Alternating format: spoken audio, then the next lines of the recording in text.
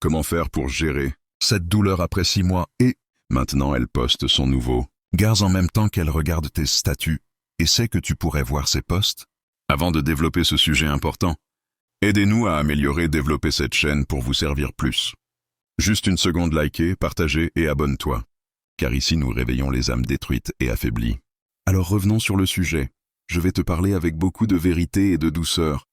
Parce que là, ce que tu vis est très dur. Voir son ex afficher un nouveau partenaire, tout en continuant à regarder tes statuts, c'est une double blessure. La perte plus la provocation émotionnelle. 1. D'abord, mets des mots justes sur ce qui se passe. Ce qu'elle fait n'est pas anodin. Poster son nouveau gars tout en sachant que tu verras et tout en te surveillant, c'est souvent une recherche de validation. Regarde, j'avance. Une tentative de provoquer une réaction, ou une façon maladroite de gérer sa propre culpabilité. Mais attention, ce n'est pas une preuve qu'elle est heureuse, mais c'est une preuve qu'elle n'est pas émotionnellement claire. 2. Pourquoi ça te fait si mal? Et c'est normal. Tu as aimé sincèrement. Tu as souffert en silence pendant 6 mois. Ton cœur n'est pas encore totalement guéri. Ton cerveau reçoit un message violent. Je suis remplacé et je dois le voir. Toute personne normale souffrirait.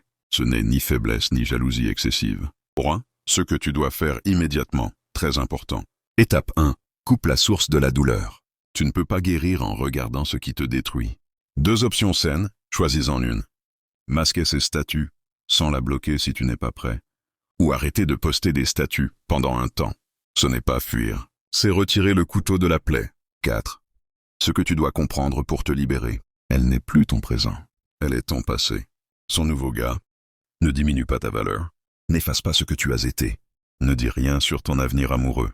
Il dit seulement qu'elle a choisi un autre chemin, peut-être sans avoir réglé l'ancien. 5. Comment gérer la douleur quand elle monte? Technique simple. Quand tu vois ou imagines ces posts et que la douleur arrive. 1. Respire lentement. 4 secondes inspiration, 6 secondes expiration. 2. Dis intérieurement. Cette douleur passera.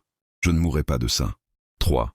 Bouge ton corps. Marche, sport, douche froide ou tiède. La douleur émotionnelle a besoin de mouvement, pas de rumination. 6. Une règle d'or pour te reconstruire. On ne guérit pas en restant spectateur de la vie de quelqu'un qui nous a quittés. Tu n'as rien à prouver, rien à concurrencer, rien à observer. 7. Une parole pour ton cœur. Ce n'est pas parce qu'elle sourit sur une photo que ta souffrance est inutile. Un jour, cette douleur deviendra une force silencieuse. Abonne-toi.